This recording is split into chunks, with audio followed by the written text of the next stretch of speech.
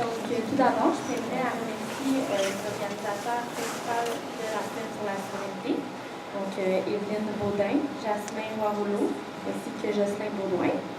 On veut remercier aussi le REMDUS, qui est le regroupement des étudiants et étudiantes de maîtrise et de doctorat de l'Université de Sherbrooke pour leur contribution dans notre projet. Et je voudrais vous annoncer aussi les 3 dernières conférences de la semaine sur la souveraineté qui auront lieu cette semaine. Nous aurons Françoise David demain à la Faculté des Lettres et Sciences humaines au local A6 3003, qui viendra nous parler de la place des femmes dans un Québec souverain. Ensuite, jeudi, nous aurons Marie Malavoie ici même, qui viendra nous parler de son expérience dans les coulisses du référendum de 1995. Et vendredi, Robert Laplante ainsi qu'Evelyne Baudin viendront nous parler de la nécessité de modifier la stratégie d'accession à l'indépendance, toujours ici même. Aujourd'hui, nous sommes fiers d'accueillir Daniel Turp pour venir nous parler des mouvements indépendantistes québécois, écossais et catalans. M. Turp est professeur de droit public à l'Université de droit de l'Université de Montréal, président de l'Association québécoise de droit constitutionnel, président du Conseil de la Société québécoise de droit international. En tant que militant de l'indépendance nationale, il fut député pour le Bloc québécois de 1997 à 2000, député pour le Parti québécois de 2003 à 2008, les membres fondateurs des Intellectuels pour la souveraineté. Il a co-signé le manifeste « Oui au changement » et auteur de plusieurs publications liées au thème de la souveraineté. Je vous prierai d'accueillir M. Turp.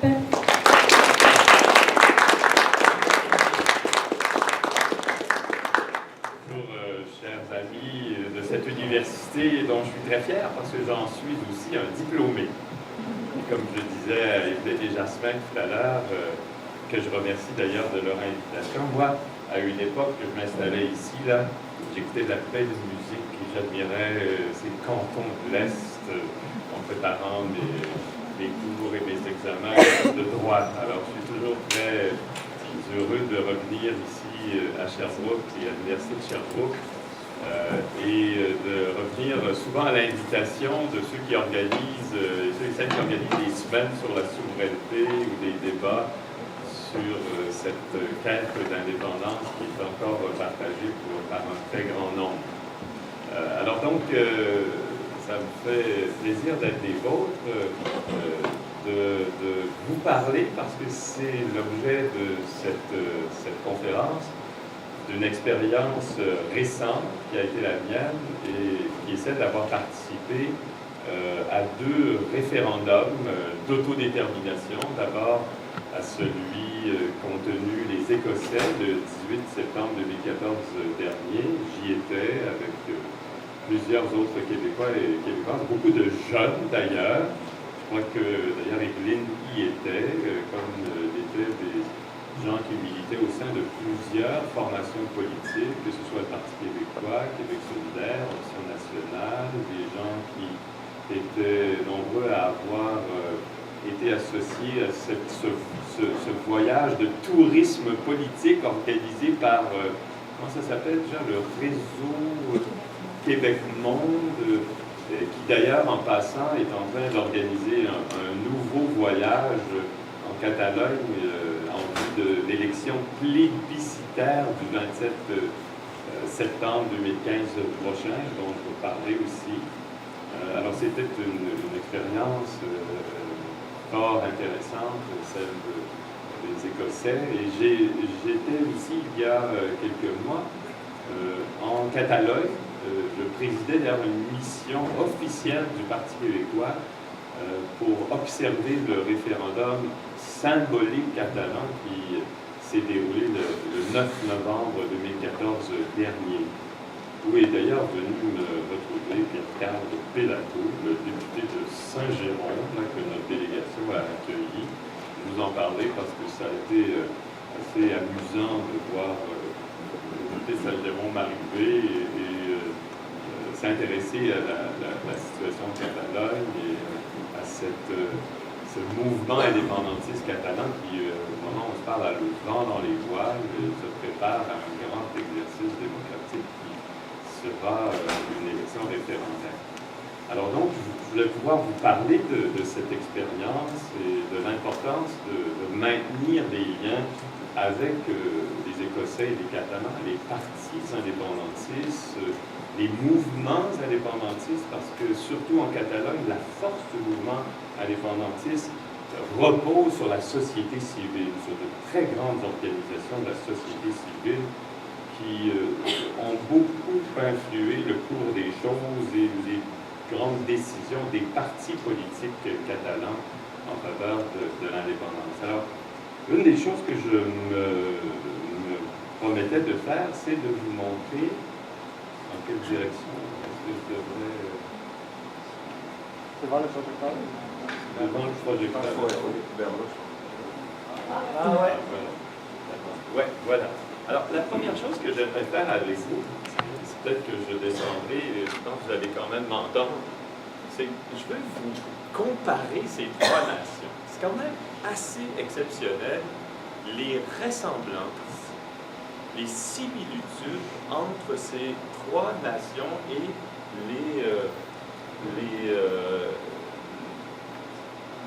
la démarche autonomiste ou indépendantiste de ces trois nations. Alors, regardez d'abord la similitude lorsqu'il s'agit des données statistiques, démographiques et politiques. Alors, vous voyez, l'Écosse, c'est une nation qui compte 5 327 700 habitants, donc une petite nation, mais une nation avec une population assez importante. La Catalogne, elle, est un peu plus populeuse, à 7,5 millions d'habitants. Le Québec est la plus populeuse de ces trois nations, avec les 8 millions d'habitants. On a franchi le cap des 8 millions d'habitants il y a quelques années. Alors là, il y a quand même une grande différence lorsqu'il s'agit de la superficie du territoire. Hein? L'Écosse, la Catalogne est bien petite quand on la compare à l'Écosse. Et regardez le Québec, là, avec ses 1 667 441 km² qui ferait, je crois, du Québec dans le 20e pays au monde, là, lorsqu'il s'agit de la superficie de son territoire. Les grandes villes, Glasgow, vous savez, c'est Glasgow, la plus grande ville écossaise. C'est pas Édimbourg qui est le siège de sa capitale, c'est Glasgow, 1,5 million, mais une grande région métropolitaine avec près de 3 millions d'habitants, ce qui ressemble beaucoup, comme vous l'aurez vu, à la région métropolitaine de Barcelone, avec ses 3 millions d'habitants. Barcelone elle-même ayant 1 620 000 habitants. Alors Montréal aussi, 1 649 000, une région métropolitaine d'un peu plus de 3 millions de personnes. Alors, vous voyez, les ressemblances assez frappantes sur ces données démographiques, aussi l'importance qu'ont certaines villes dans ces nations et leur métropole, leur capitale.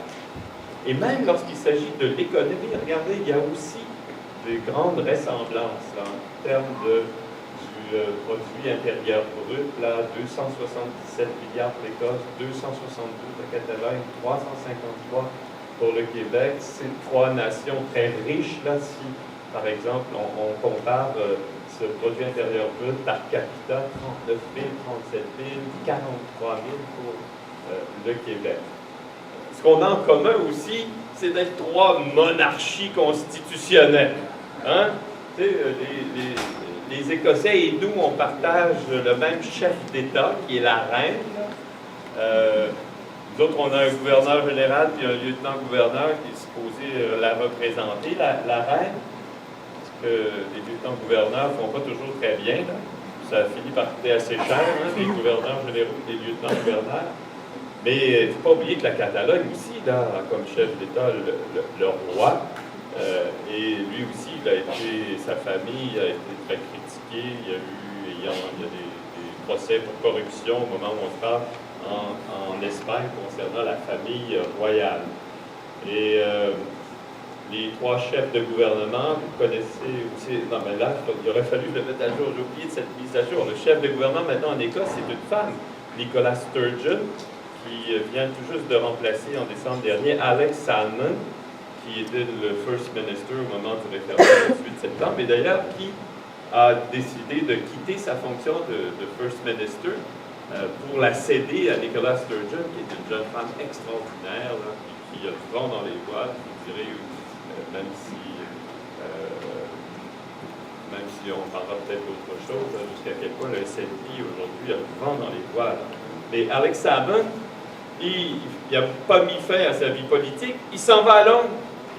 Il a décidé de prendre les rênes du SNP à Londres en vue de l'élection du 7 mai prochain, l'élection britannique.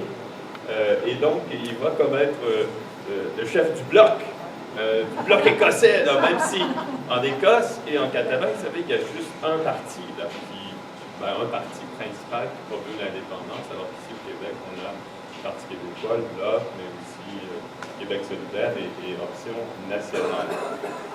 Et nous, on a comme premier ministre Philippe Couillard, que vous connaissez bien. Regardez la répartition des sièges au Parlement au moment où on se parle. Le Scottish National Party a la majorité au Parlement écossais, 66 sièges. D'ailleurs, c'est amusant pour en parler. Il y a des gens qui pensaient qu'on avait conçu le système électoral écossais avec un régime de proportionnel mixte pour empêcher le Scottish National Party d'atteindre la majorité un jour et donc de pouvoir, sur la base de cette majorité, organiser un référendum sur l'indépendance. Ils ont été trompés parce que lors de la dernière élection, ils ont obtenu une majorité au Parlement avec ces 66 députés et ont pu donc organiser un référendum. Au moment où on se parle en Catalogne, bien qu'il y ait une élection qui a été annoncée pour le 27 septembre, le parti qui détient non pas une majorité des voix au Parlement, mais détient la pluralité des voix et forme le gouvernement, c'est Convergencia i Unió, qui est un parti, mais qui a fusionné deux partis, Convergencia et Unió. Et c'est un parti qui a été longtemps autonomiste, et seulement autonomiste, dirigé par Jordi Pujol, et qui est aujourd'hui indépendantiste. Et Arturo Mas, qui est le président de la Generalitat et le président de ce parti, est aujourd'hui clairement favorable à l'indépendance, et c'est celui qui veut organiser l'élection plébiscitaire dont je parlerai ici. Donc il y a le parti indépendantiste historique en catalan, c'est Esquerra Republica Catalunya, qui détient 21 sièges. Il y a un parti socialiste qui est un parti fédéraliste, qui n'est pas indépendantiste, mais qui est favorable, comme la plupart de ces partis, au droit de décider.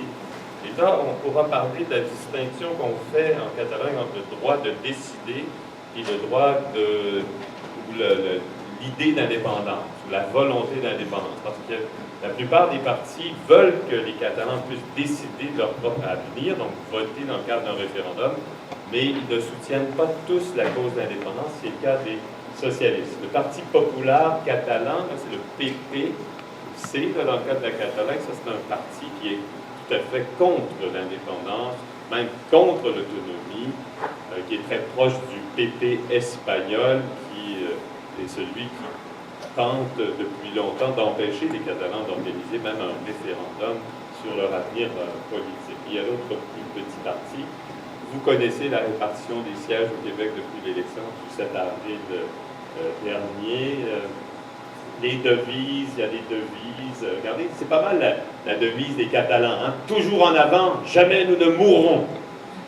Parce que ils ont subi une conquête aussi, les Catalans, en 1703, là, quelques années avant nous, avant notre conquête de 1759. Alors, les Écossais, in my defense, God me defend. Pour ma défense, Dieu me défend. Vous connaissez la nôtre. Il y a des hymnes nationaux. Hein. Nous, on n'a pas d'hymne national officiel, mais les Écossais non plus. Mais les Catalans en ont un, les moissonneurs. Et les prochaines élections, comme je l'ai mentionné, il y a une élection en Écosse prévue pour le 5 mai 2016. C'est à date fixe en Écosse. Mais il y a une élection le 7 mai 2015 au Royaume-Uni, auquel le SNP participe parce qu'il cherche à faire élire des députés au Parlement de Londres, à Westminster, comme il le fait depuis sa création en 1931. Ils sont persévérants, les Écossais. Hein? Le SNP a été créé en 1931. Ses premiers députés ont été élus à Londres et ensuite à Bruxelles, au Parlement européen, et ensuite au Parlement écossais quand il a été réinstitué à la fin du XXe siècle. Le 27 septembre 2015, il y aura une élection plébiscitaire dont je vous parlais un peu plus longuement, qui a été annoncée au début de l'année par Arturo Mas en compagnie à ses côtés d'Oriol Junqueras, qui est le président d'Esquerra Republicana Catalunya et de la société civile qui l'entourait. Et nous, on a des élections le 1er octobre de 2018. Si on respecte notre loi sur les élections à date fixe, ce qu'on ne tend pas à faire. J'entendais encore ce matin, c'est vraiment intéressant, jusqu'à quel point nos élections à date fixe, ça peut ne pas être des élections à date fixe. La démission de M. Baird, ou la démission annoncée de M. Baird ce matin faisait dire à Chantal Hébert que, ben là, peut-être qu'on va avoir des élections avant le 1er octobre 2018. C'est quoi l'affaire, là? C'est-tu à date fixe ou non? Et vous savez que autant la loi électorale fédérale que la loi québécoise permet de faire des élections n'importe quand. Parce qu'on n'a pas aboli le privilège gouvernemental de déterminer à quel moment les élections peuvent avoir lieu. Un gouvernement peut démissionner, même si ça a comme conséquence que l'élection ne sera pas à la date fixe qui est prévue dans la loi. Alors que dans beaucoup de pays, la date fixe, c'est la date fixe. C'est pas vrai qu'on peut démissionner comme ça, puis déclencher une élection selon son bon vouloir, parce que ça nous arrange, quand les sondages sont bons, puis on peut prendre des adversaires par surprise. Alors, donc ça, c'est des données que je pensais être utiles. Je reviendrai tout à l'heure, si vous voulez. Je vais quand même vous présenter d'autres choses qui nous ressemblent beaucoup. Oui, vous pouvez montrer. Où est-ce que j'ai mis là? Ah, il est là. Bon, alors, est-ce que... Voilà. Regardez autre chose qui nous fait nous ressembler. J'ai constaté ça il y a quelques mois, en fait, en me demandant combien il y a eu de référendums en Écosse, en Catalogne, puis au Québec, là, dans les dernières décennies, pour me rendre compte que nous avions, comme nation, chacun été conviés aux urnes, consultés sur notre statut politique à 3 reprises chacun. Alors, en Écosse, le premier référendum sur des questions d'avenir politique constitutionnel, dans ce cas-là, c'était sur l'autonomie et non pas l'indépendance d'Écosse, s'est produit en mars 1979, où il s'agissait de déterminer si on réinstituerait le Parlement écossais, qui avait été aboli depuis 1707, quand il y a eu l'union des couronnes britanniques et écossaises. Et donc, il y a eu un premier référendum où le oui l'avait remporté, mais le seuil d'appui au oui n'avait pas atteint la proportion suffisante pour que la réforme et donc la réinstitution du Parlement ait lieu. Donc, il n'y a pas eu de Parlement écossais par suite du référendum de 1979. On n'avait pas mobilisé assez de personnes. Il y avait des gens qui étaient encore curieusement réfractaires à l'idée que l'Écosse regagne un peu d'autonomie avec un Parlement. Et on a repris l'exercice en 1997, et là, le oui a gagné, regardez, de façon assez spectaculaire, à 74% des voix, ou peut-être pas 74, c'est 40, c'est peut-être 55. Alors, mais il y a eu il y a eu 2 questions. Il y avait 2 questions. Je les ai mis, les questions. I agree that there should be a Scottish Parliament. Alors, ça, c'était très majoritaire. Les 2 fois. Il faudrait peut-être. Oui, ça doit être 30,44. 74 à 30. I agree that the Scottish Parliament should have tax varying powers. Alors ça, c'était aussi un vote favorable, bien qu'il y a des pouvoirs très limités au plan fiscal du Parlement écossais au moment où on se parle un peu plus de la Catalogne, mais moins que le Québec. Et le référendum du 18 septembre, auquel Evelyne et moi, on a qu'on a pu observer, là, et d'autres. Should Scotland be an independent country? La belle question de 6 mots est un peu moins longue que les questions qu'on a posées au Québec, là, comme vous voyez, là, en 1980 et 1995. Et alors, le résultat, je vous le rappelle, 55,3 ont voté non, 44,7 ont voté oui, avec une participation assez massive de l'électorat écossais, 84,59%. Puis on pourra commenter ça, et bien voir, nous y étions, et c'était vraiment excitant. L'électricité dans l'air en Écosse, et les jeunes d'ailleurs, hein, étaient vraiment très mobilisés, ou ont fini par être mobilisés, puis vouloir participer, ont voté massivement, et massivement pour le oui d'ailleurs à la fin des jeunes Écossais. Alors, la Catalogne maintenant, un peu la même chose, hein, la Catalogne a pu rétablir son Parlement avec un statut d'autonomie en 1979 aussi. Ah, il y a aussi ça qui est surprenant, 79, le premier référendum chez nous au Québec en 80. Alors donc, on a voté aussi massivement en faveur d'une nouvelle autonomie. Ça, c'est quand on est sorti du régime franquiste, du régime dictatorial, qui cherchait à vraiment oblitérer les Catalans, leur langue, parce qu'ils étaient inférieurs, ils n'étaient pas aussi intelligents que les autres Espagnols. Il y a des relents de ça encore aujourd'hui. Hein. C'est pas très drôle, la condition des Catalans dans leur rapport avec les autres Espagnols. Alors, il y a eu donc ce premier référendum qui a fait qu'on a réinstitué l'autonomie de la Catalogne qui avait été abolie pendant le régime franquiste. Et il y a quelques années, les Catalans ont initié un processus visant à se doter d'un nouveau statut d'autonomie où ils affirmeraient plus que jamais leur statut de nation, où ils affirmeraient des compétences en matière linguistique, en matière culturelle, en matière économique. Et il y a eu un référendum en Catalogne sur ce statut d'autonomie qui a aussi été remporté par 79, le oui a fait pour 73% des voix, 74 presque, avec un taux de participation, vous voyez, assez limité parce que les indépendantistes avaient demandé de boycotter ce référendum parce qu'ils souhaitaient plutôt l'indépendance. C'était un référendum non pas sur l'autonomie, un nouveau statut d'autonomie, mais l'indépendance. Et la suite a été tragique là, parce que ce statut d'autonomie qui avait été adopté par le Parlement catalan, adopté par le peuple catalan dans ce référendum, approuvé par le Parlement de Madrid, par les Cortés, plusieurs dispositions du statut ont plusieurs années plus tard été déclarées inconstitutionnelles par le tribunal constitutionnel espagnol. Vous imaginez ça, là?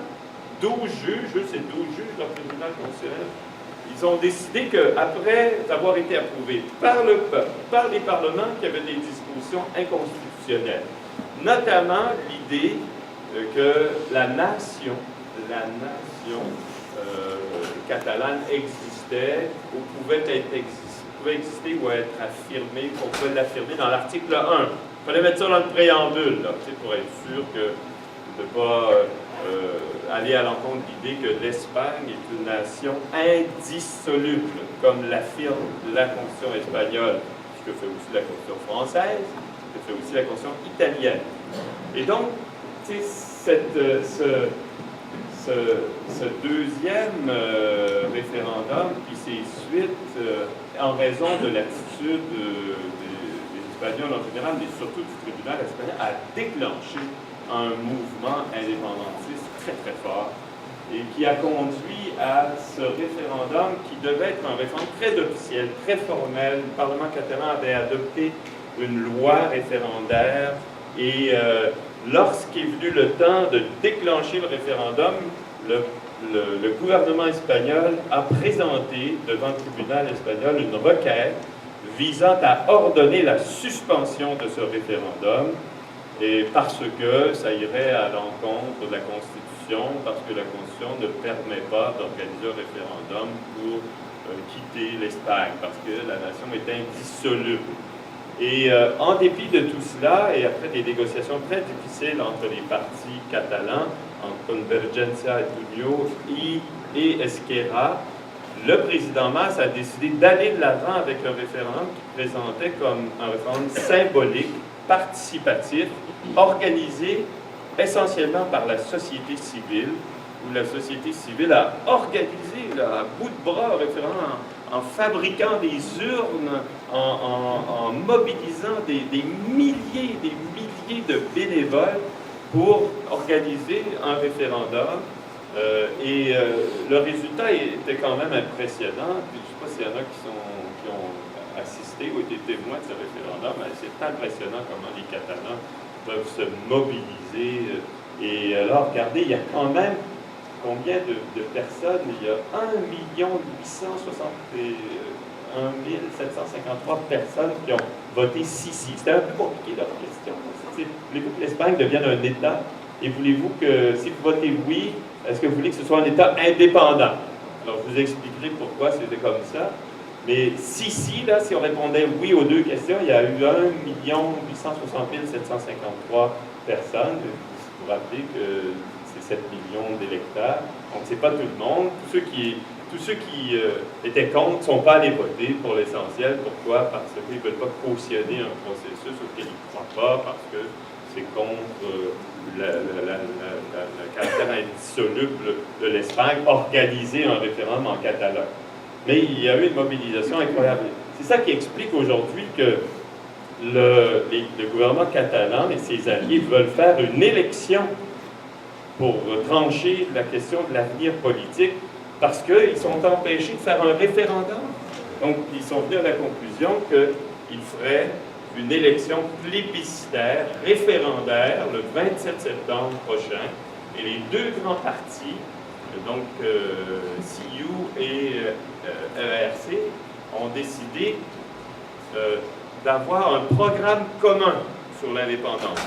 Dans leur manifeste électoral, ils vont avoir le même programme sur la question de l'indépendance et le processus par lequel l'indépendance serait réalisée après la tenue d'élections si les partis indépendantistes ont la majorité des sièges et j'imagine la majorité des voix. Mais au moment où on se parle, les partis indépendantistes ont la majorité des voix au Parlement catalan, ce qui a permis l'adoption de lois et aussi la tenue des référendums.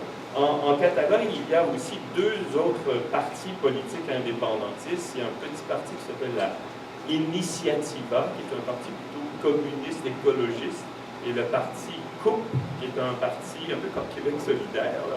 Il y en a 3 députés comme Québec solidaire, d'ailleurs, la CUP, qui ont joué un rôle déterminant, d'ailleurs, dans le processus qui a conduit à la tenue d'un référendum symbolique, parce que Esquerra voulait que Mas aille de l'avant avec un vrai référendum formel, puis de vraiment s'opposer au tribunal constitutionnel espagnol. Mas a dit que c'est dangereux parce qu'ils vont nous envoyer l'armée, puis ils vont prendre les urnes, puis ça n'aidera pas la paix civile en Catalogne. Donc il a dit, on va juste faire un référendum symbolique, et donc ça n'aura pas des conséquences fâcheuses. Puis il n'y a pas eu tort à la fin parce que le référendum symbolique s'est déroulé dans des bonnes conditions et vraiment ça a été vu comme un pas de plus vers l'indépendance de la Catalogne. Vous savez ce qui s'est passé au Québec? Il y en a qui n'étaient pas nés en 1980 dans cette salle. Il y en a qui étaient peut-être trop petits encore pour voter en 1995, qui n'étaient peut-être même pas encore nés en 1995. Et vous voyez, avec la belle longue question qui avait été formulée par Daniel Latouche, là, mon collègue, là, qui vivait ici dans les cantons de l'Est, jadis, là. On avait fait 40% des voix avec un taux de participation de 85%.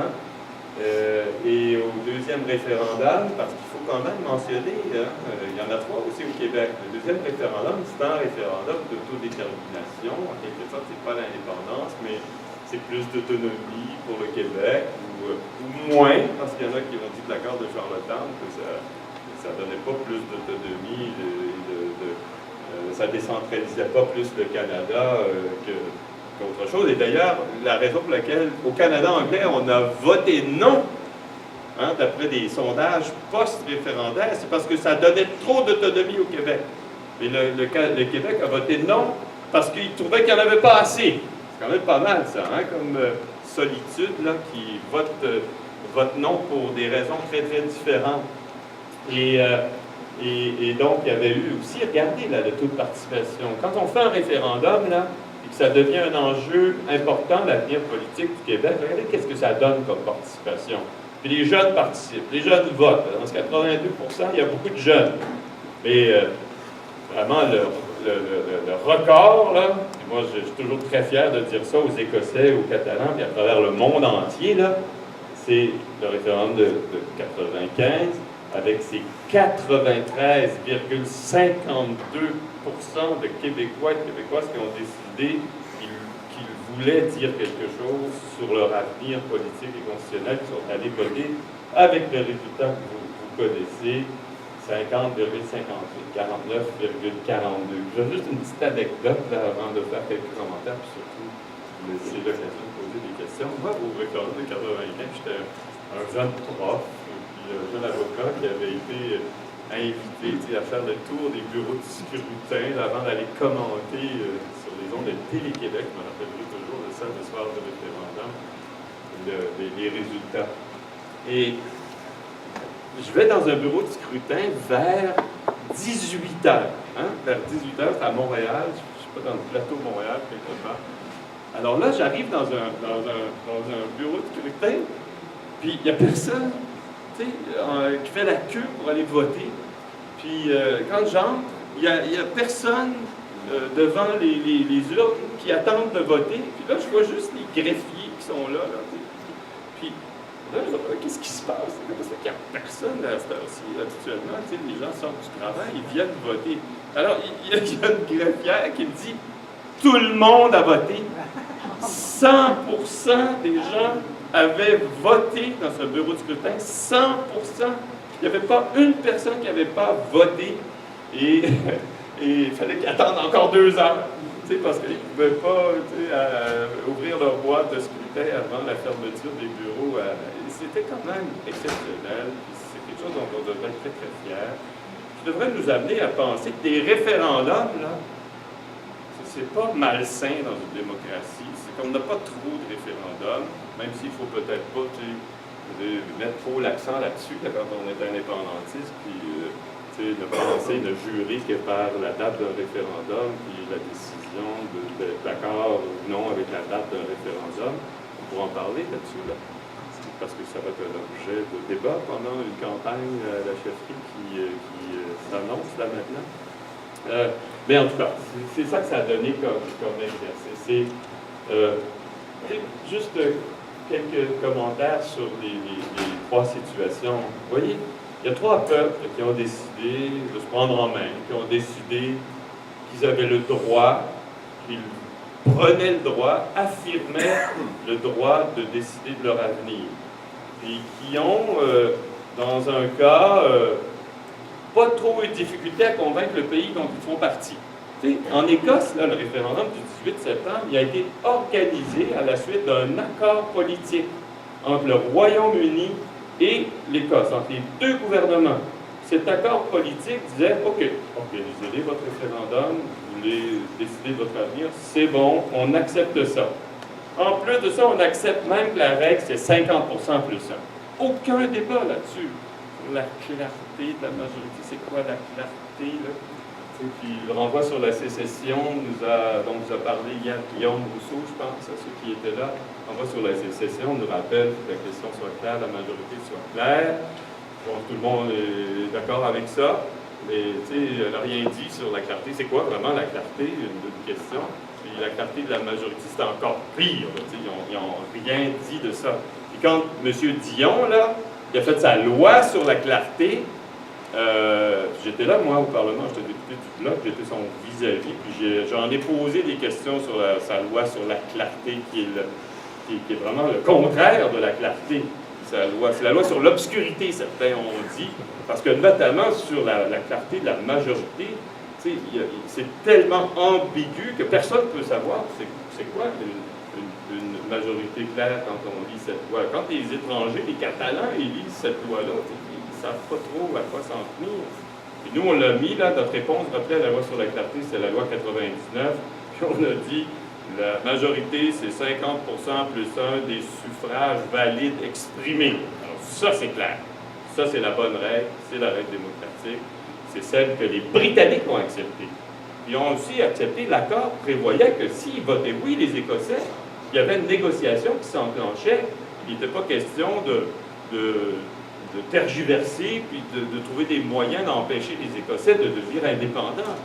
Alors non, c'était clair. Si vous votez oui, on accepte ça, vous allez devenir un pays, puis on va essayer de vous décourager de le faire, puis on va participer à la campagne référendaire comme ils l'ont fait.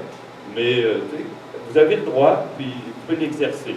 Puis là, je pense qu'il y a un précédent intéressant, parce que si les Écossais veulent à nouveau statuer sur l'indépendance, ils peuvent, là, il n'y a personne qui va leur dire hey, vous l'avez fait une fois, là, c'est assez, vous n'avez plus le droit de recommencer. Puis au moment où on se parle, vous savez que le Scottish National Party, en dépit de sa défaite au référendum, fait 46% des voix dans les derniers sondages pour l'élection britannique. Et si la tendance se maintient, ces pourcentages se maintiennent, le SNP là, ferait élire 54 députés sur les 59 députés qu'envoient les Écossais au Parlement britannique.